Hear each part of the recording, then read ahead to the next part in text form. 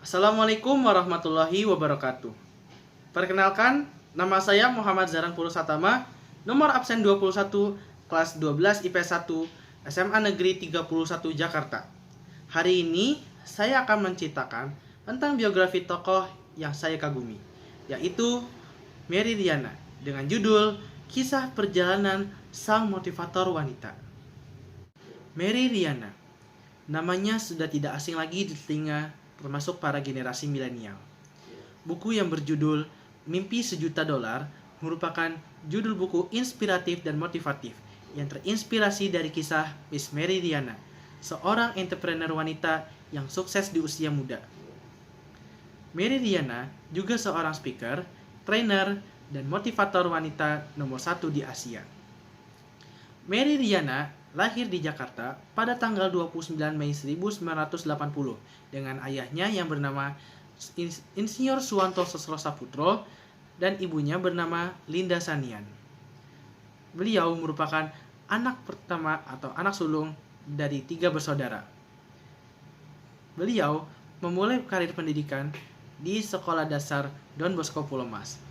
Setelah tamat dari sana, ia melanjutkan karir SMP dan SMA di sekolah yang sama, yaitu di Sekolah Santa Ursula.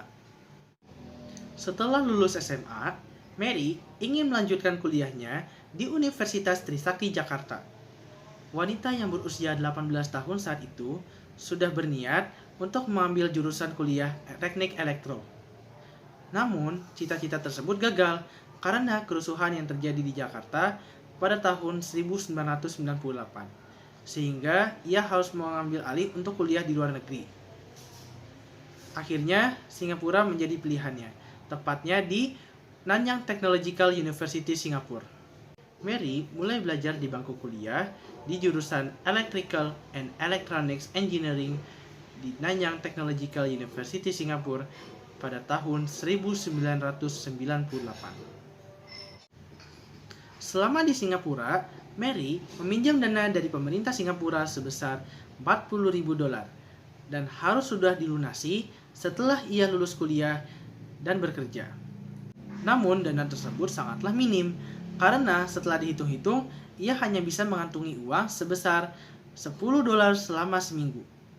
Untuk berhemat, Mary mulai menyiasati dirinya dengan cara makan mie instan di pagi hari, makan 2 lembar roti di siang hari, dan mengikuti seminar di malam hari untuk mendapatkan makan gratis. Bahkan untuk minum pun, ia selalu mengambil dari air keran yang ada di kampusnya. Hal itu dilakukan secara berangsur setiap hari di tahun pertamanya ia kuliah. Kehidupan yang sangat memprihatinkan tersebut mendorongnya untuk mencari penghasilan di luar, mulai dari membagikan brosur, menjadi penjaga toko bunga, dan menjadi pelayan banquet di hotel.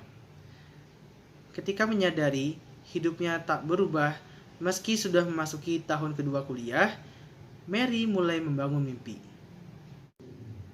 Mary sempat mencoba berbagai peluang bisnis, salah satunya dengan cara bermain saham, yang berakhir dengan kegagalan dan kerugian sebesar $200. Namun, Mary tetap pantang menyerah, karena usianya yang masih muda dan masih lajang, sehingga ia merasa bebas dan lebih berani dalam mengambil risiko. Tanpa merasa terbebani untuk kemungkinan gagal atau keharusan untuk berhasil, Mary lebih memfokuskan diri pada pelajaran dan pengalaman yang ia bisa dapatkan selama fase awal karirnya. Tepat 1 tahun pertamanya, ia berhasil mendapatkan penghasilan sebesar $200.000. Kemudian, Mary Riana dianugerahi penghargaan sebagai penasihat baru pada tahun 2003. Kemudian, pada tahun 2004, prestasi Mary yang cemerlang membuatnya dipromosikan sebagai seorang manajer. Hingga kini, Mary telah memotivasi dan melatih ribuan profesional dan eksekutif dalam bidang pemasaran, penjualan, dan motivasi. Media berbondong-bondong memberitakan kisah suksesnya. Dan dengan segera, Mary Riana dikenal sebagai seorang entrepreneur wanita dan sukses menjadi motivator. Mary menyatakan bahwa motivasinya tidak hanya berasal dari keinginan untuk memberikan kehidupan yang lebih baik kepada kedua orang tua, tetapi Ini merupakan suatu ambisi kepada generasi muda untuk melakukan hal yang serupa. Ia berharap agar para pemuda mampu memberikan kehidupan yang lebih baik, tak hanya diri mereka sendiri, orang tua mereka, maupun anggota keluarga mereka yang lain. Sekian video dari saya mengenai kisah perjalanan sang motivator wanita. Semoga video yang saya ceritakan tadi bisa menjadikan sebuah pelajaran bagi kita semua. Kurang lebihnya mohon maaf. Wassalamualaikum warahmatullahi wabarakatuh.